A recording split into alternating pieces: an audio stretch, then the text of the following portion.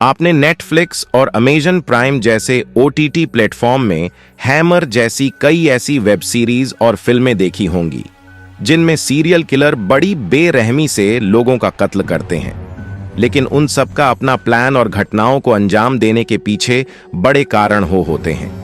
मगर क्या कभी आपने सोचा है कि 8 साल का बच्चा कभी सीरियल किलर हो सकता है, जो इतना शातिर हो कि अपनी बहन का कत्ल कर दे और लोगों को कानों कान खबर ना हो। हम बात कर रहे हैं बिहार के अमरजीत सदा की, जिसने महज 8 साल की उम्र में 3 लोगों को मौत के घाट उतारा।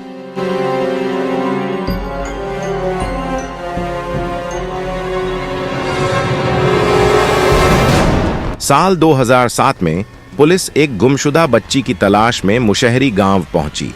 लापता बच्ची के माता पिता ने अपने पड़ोसी के करीब 8 साल के बच्चे अमरजीत सदा की ओर शक की सुई घुमाई। पुलिस को उनकी बात पर यकीन नहीं हुआ। उन्हें लगा कि बच्ची के माता पिता किसी रंजिशवश पड़ोसी को फंसाने की कोशिश कर रहे हैं। लेकिन जैसे जैसे पड़ताल आगे बढ़ी, पुलिस को भी बच्चे पर शक हुआ, जिसके बाद पुलिस ने उसे पकड़कर पूछताछ शुरू की। 8 साल की उम्र में पुलिस के पास बैठा हुआ अमरजीत सादा बिल्कुल शांत और निश्चिंत था। जब पुलिस ने उससे पूछा कि बच्ची कहां है, तो उसने जवाब दिया, पहले बिस्किट दो तब बताऊंगा। जिसके बाद उसने पुलिस के सामने सब बताना शुरू कर दिया।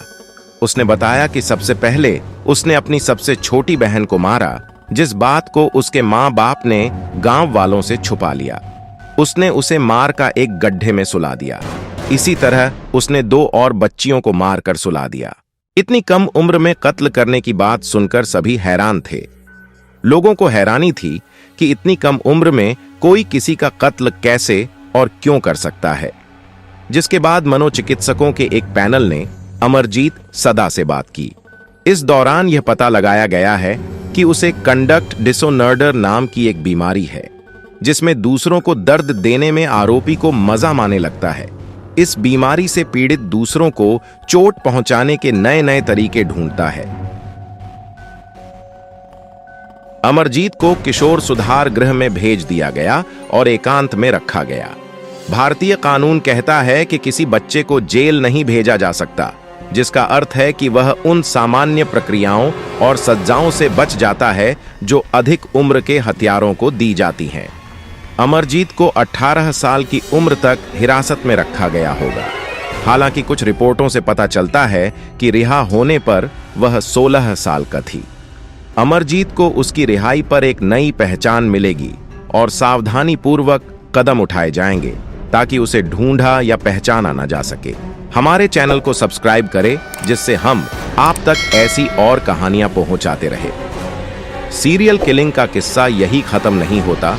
ऐसे और भी बहुत किस्से हैं जहां कुछ लोगों ने अपनी दिमागी हालत के कारण या बैडला लेने की चाह में कई हदें पार कर दी। मिलते हैं आपसे अगली कहानी में।